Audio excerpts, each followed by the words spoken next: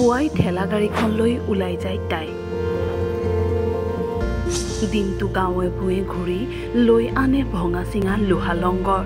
তাৰ পিছতো ম্লান হোৱা নাই মুখৰ মিচিকীয়া হাঁহিটো। মিচিকীয়া হাঁহিটো লৈ প্ৰতিদিনে কৰি গৈছে জীৱন সংগ্ৰাম। মাথো জীৱনটো জীয়াব লাগে, কৰি যাব লাগে সংগ্ৰাম।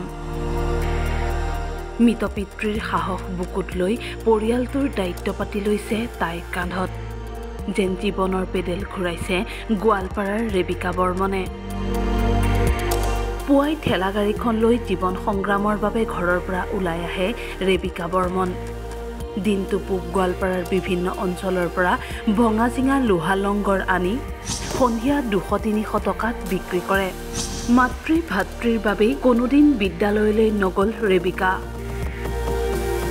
কিন্তু তাৰ পিছতো জীৱনৰ প্ৰতি আক্ষেপ নাই তাইৰ। ঘৰত কোন কোন আছে? বৰ্তমান নাই। তোমাৰ মা আছে, দেউতা আছে? মা আছে, দেউতা নাই। দেউতা নাই? ভাই আছে? দাদা আছে তোমাৰ?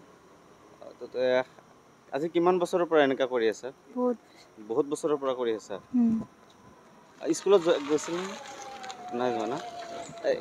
এনে যে মানুহৰ ওচৰত যোৱা এনেকে কি এনেকে ভাঙা চোৰাবিলাক কৰাই ক'ত বিক্ৰী কৰা এইবিলাক? চিধাবাৰীত বিক্ৰী কৰা। কিমান টকা বিক্ৰী কৰিব পাৰা?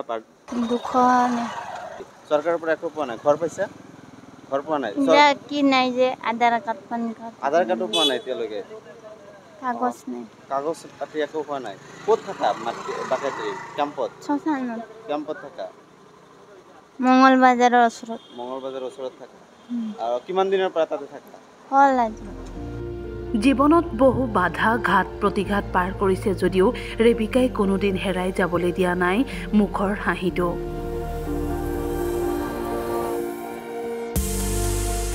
ৰ'দ বৰষুণকো নেওচি পুৱাই ওলাই যোৱা ৰেবিকাই সন্ধিয়া ঘৰখনৰ বাবে যোগাৰ কৰিছে এমুঠি খাদ্য। পৰিয়ালটোৰ বাবে এতিয়া ৰেবিকা হৈ পৰিছে এজোপা বটবৃক্ষ। গোৱালপাৰাৰ পৰা মঞ্জু ভূঞাৰ ৰিপৰ্ট, টাইমি।